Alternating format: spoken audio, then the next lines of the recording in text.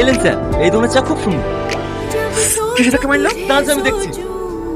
এই মেয়ে, গাড়ি দেখে চালাতে পারো না? গাড়ি দাঁড়াচ্ছে, সেখানে এসে ধাক্কা মারছে। দেখি তোমার লাইসেন্স দেখে।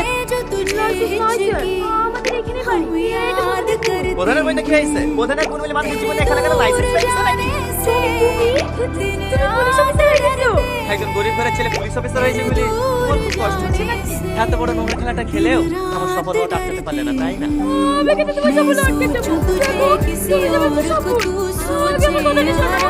চুপ! আমার সাথে আর ফোন রাখ করবি। কনস্টেবল, গাড়ি স্টার্ট করো। ঠিক আছে স্যার। এই তুমি লাইট কোথা কেন? নামো।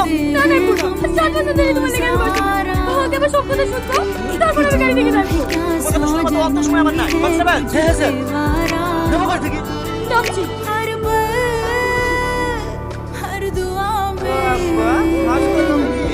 রাজু, থানায় চল।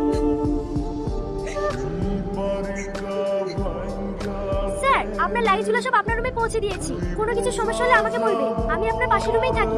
আমার লাগেজ রুমে নিয়ে গেছো কেন? আমি তো রুমে থাকবো না, আমি আমার বাড়িতে থাকবো।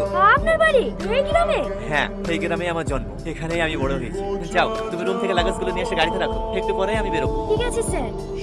ভালো আছেন ছোট মা? হ্যাঁ হ্যাঁ ভালো আছি। তুমি ভালো আছো মধু? হ্যাঁ ছোট মা, ভালো আছি। যাই, বাড়ি বানে যাই, পরে কথা হবে। ঠিক আছে মধু।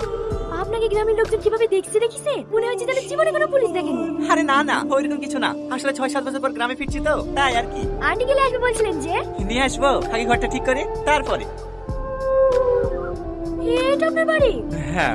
এখানে আপনি থাকবে? এখানে থেকে যে সুখ আমি পাবো, সে সুখ আমি কোটি টাকার ঘরেও পাবো না। সত্যি তোমাকে যতই দেখছি তুই মুগ্ধ হয়ে যাচ্ছি। কি হলো, কি ভাবছো? কিছু না। দাও একটা দাও। যাও, তুমি বাড়ি যাও। বাড়ি যাবো মানে?